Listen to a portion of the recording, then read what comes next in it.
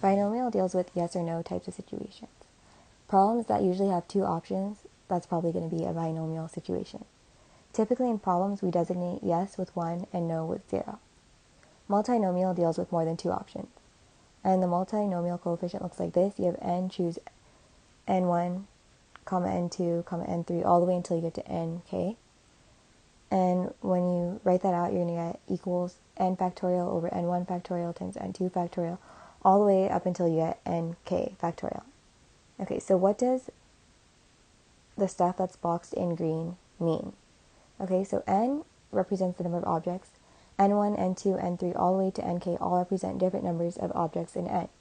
So, for example, n1 could be a total of 5 objects in n.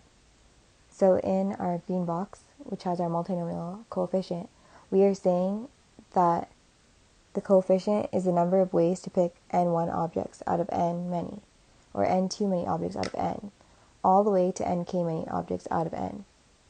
The formula for the multinomial coefficient is x1 plus x2 plus x3 all the way to xm raised to the power of n equals the sum of the absolute value of alpha equals n, where you have n choose alpha times x raised to the power of alpha.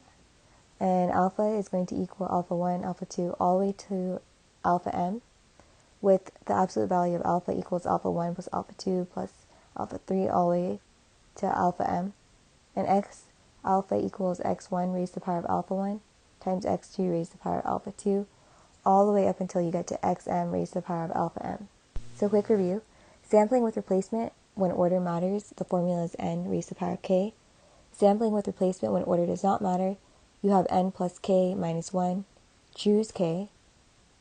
When you're looking at sampling without replacement and order matters, you're looking at a permutation. And sampling without replacement when order does not matter is a combination. Okay, so here are some things to remember for probability theory. When you have the probability of A union B, that's going to equal probability of A plus probability of B minus probability of A intersection B. And then when you have probability of A intersection B, that's going to equal probability of A plus probability of B minus probability of A union B. And then remember that the probability of A plus the probability of A complement equals 1. For mutually exclusive events, A intersection B will equal 0.